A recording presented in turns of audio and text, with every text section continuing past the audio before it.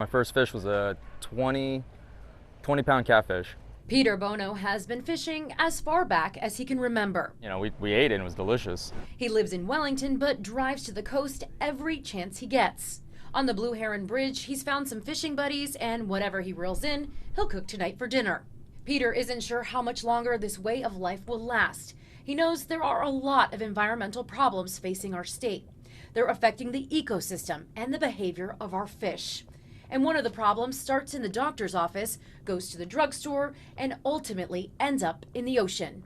8 of them were antidepressants, and a few of them were up to about 300 times the level that a doctor would prescribe you. Nick Castillo has just completed a 3-year study with fellow scientists at Florida International University and with the Bonefish and Tarpon Trust. The research team tested the blood of 93 bonefish in South Florida. They found pharmaceutical drugs in every single one. The average number of drugs reported in just one fish, 7. And some had up to 16 different prescriptions in their systems. We should note here, in Florida, bonefish are supposed to be caught and released. We don't eat them. But what bonefish eat, other fish are eating too.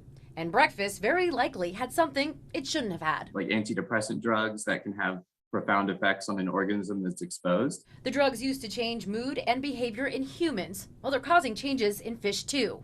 So what's the big deal when a fish changes its behavior? Well, when what they do is not in line with their natural instincts, the results can be life-threatening. So it could be making a fish more bold. They'll take risks. They could get eaten by predators more frequently. It can affect their reproduction. Areas that we perceive as pristine and beautiful, and the water's clear and turquoise, and there's fish swimming, they're contaminated.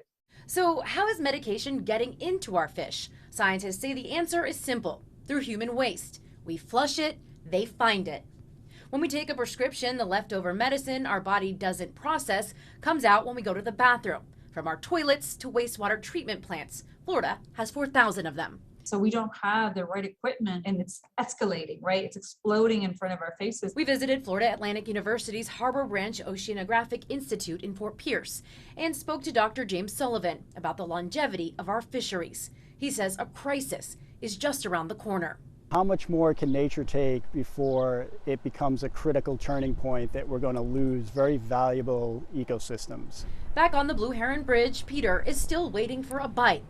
Is his next fish on drugs? I prefer not to have, some medication inside the fish.